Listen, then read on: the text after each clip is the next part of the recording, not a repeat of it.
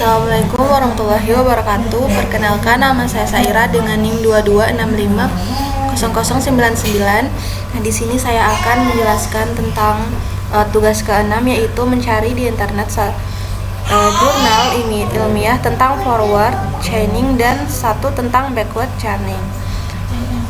Nah, kemudian buat video singkat tentang penjelasan dari jurnal yang Anda dapat yang menjelaskan tentang judul, penulis, dan deskripsikan dengan jelas dan lengkap isi dari kedua jurnal tersebut. Nah, yang jurnal pertama adalah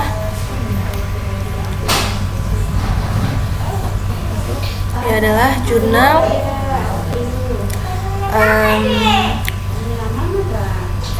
yang menggunakan metode forward chaining, judulnya yaitu Systematic Literature Review, Sistem Pakar Diagnosa Penyakit Gigi menggunakan metode forward chaining.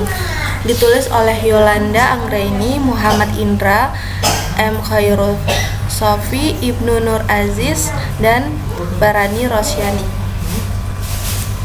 Kemudian isi dari jurnal ini secara singkat yaitu kecerdasan buatan telah meningkatkan sejumlah industri secara signifikan, termasuk industri di bidang kesehatan. Salah satunya adalah penggunaan sistem pakar diagnosa gigi berbasis forward chaining. Dengan bantuan teknik ini, sistem pakar mampu menarik kesimpulan baik dari informasi yang telah diberikan maupun data yang terkumpul. Meskipun metode forward chaining telah ditetapkan di sejumlah aplikasi sistem pakar diagnostik gigi, penelitian lebih lanjut masih diperlukan untuk mengetahui kelebihan dan kekurangannya.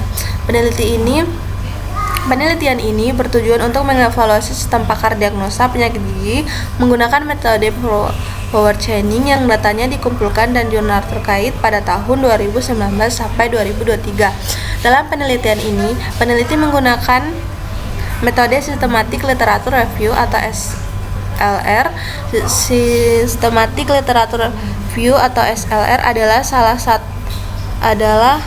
salah satu teknik penelitian yang digunakan untuk mengumpulkan, menilai, dan mensintesis data secara sistematis. Dipertanggungjawabkan, metode ini mencari dan memilih materi yang relevan dengan menggunakan prosedur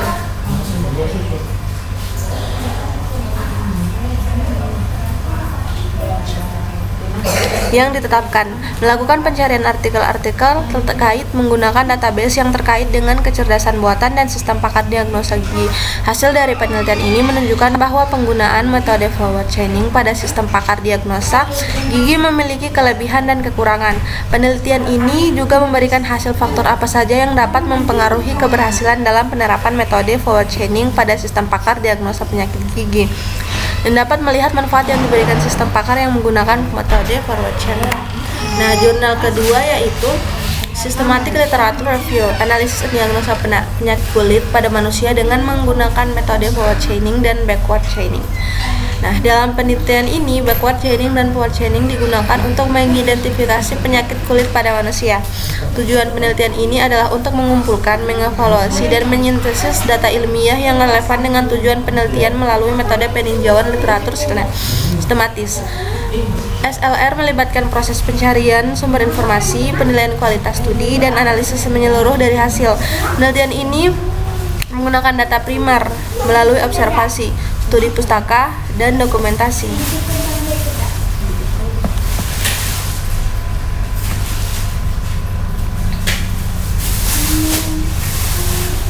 serta data sekunder dari jurnal yang relevan.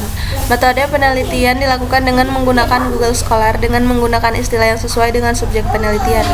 Jurnal-jurnal yang relevan dipilih berdasarkan kriteria inklusi dan eksklusi, dan jurnal-jurnal tersebut dievaluasi berdasarkan pertanyaan evaluasi yang telah ditentukan sebelumnya. Dalam penelitian ini, backward chaining dan forward chaining digunakan untuk mengidentifikasi penyakit kulit pada manusia. Tujuan dari penelitian ini adalah untuk mengumpulkan, mengevaluasi, dan menyintesis data ilmiah yang relevan dengan tujuan penelitian. Hasil penelitian menunjukkan bahwa metode forward chaining digunakan lebih sering pada sistem pakar untuk mendiagnosa penyakit kulit. Website dan desktop adalah platform yang paling umum digunakan. Backward chaining menghindari evaluasi aturan yang tidak relevan atau tidak perlu, sedangkan forward chaining lebih efisien dalam mencapai tujuan atau kesimpulan yang digunakan.